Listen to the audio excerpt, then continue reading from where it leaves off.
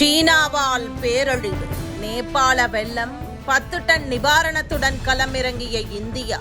நன்றி சொன்ன நேபாள பிரதமர். நம் அண்டை நாடான சீனாவின் கட்டுப்பாட்டில் உள்ள திபெத்தில் இருந்து துவங்கும் கோஷி ஆறு மற்றொரு அண்டை நாடான நேபாளம் வழியாக நம் நாட்டில் பீகார், உத்தரப்பிரதேச மாநிலங்களுக்கு வருகிறது. மொத்தம் 720 கிலோமீட்டர் நீளமுள்ள இந்த ஆறு பொதுவாக கோசி என்று அழைக்கப்படுகிறது.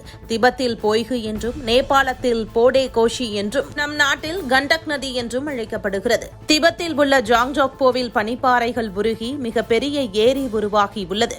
கடல் மட்டத்தில் இருந்து 26,286 அடி உயரத்தில் உள்ள இந்த ஏரியில் நேற்று திடீரென உடைப்பு ஏற்பட்டது. இதனால் மிக அதிக அளவிலான நீர் கீழ்நோக்கி பாய்ந்து கோசி ஆற்றில் சேர்ந்தது.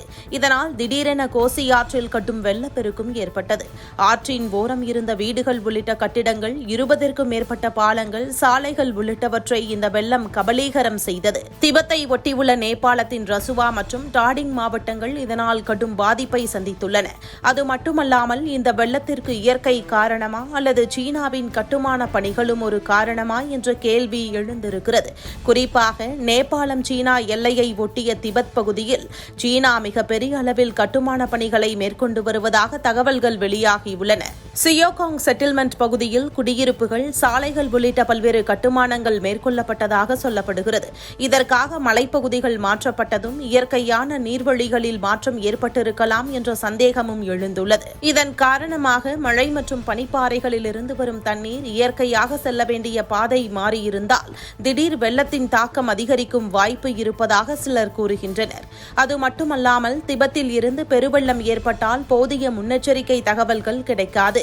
நேபாளம், இந்தியா உள்ளிட்ட கீழ்நிலை நாடுகளில் மக்களுக்கும் உடைமைகளுக்கும் பெரும் சேதம் ஏற்படும் அபாயம் உள்ளது என 2016 மத்திய நீர் ஆணைய தலைவர் கனஷ்யாம் ஜா சுட்டிக்காட்டியிருந்தார். இந்நிலையில் போடே கோஷி மற்றும் அது இணையும் திருசூலி நதி கரையோரங்களில் உள்ளவர்கள் பாதுகாப்பான இடங்களுக்கு செல்லும்படி நேபாள அரசு அறிவுறுத்தியிருக்கிறது. வெள்ளப்பெருக்கில் சிக்கி திபெத்தில் 3 பேரும், நேபாளத்தில் 157 பேரும் என மொத்தம் 160 பேர் பலியானதாக அறிவிக்கப்பட்டுள்ளது.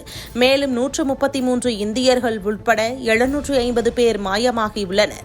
இந்த நிலையில் நேபாளத்தில் ஏற்பட்ட பேரிடருக்கு ஆதரவு தரும் வகையில் மருந்துகள் மற்றும் அத்தியாவசிய பொருட்கள் உள்ளிட்ட 10 டன் பொருட்கள் இந்தியாவிலிருந்து அனுப்பி வைக்கப்பட்டிருப்பதாக மத்திய வெளியுறவுத்துறை அமைச்சர் ஜெய்சங்கர் தெரிவித்திருக்கிறார். வெள்ளத்தால் பாதிக்கப்பட்ட நேபாளத்திற்கு மீட்பு மற்றும் நிவாரண பணிகளுக்காக சாத்தியமான அனைத்து மனிதாபிமான உதவிகளையும் வழங்குவதாக உறுதியளித்ததற்கும் ஆதரவு மற்றும் ஆறுதல் தெரிவித்ததற்கும் இந்திய பிரதமர் நரேந்திர மோடிக்கு நேபாள பிரதமர் பாலன் ஷா நன்றி தெரிவித்திருக்கிறார்.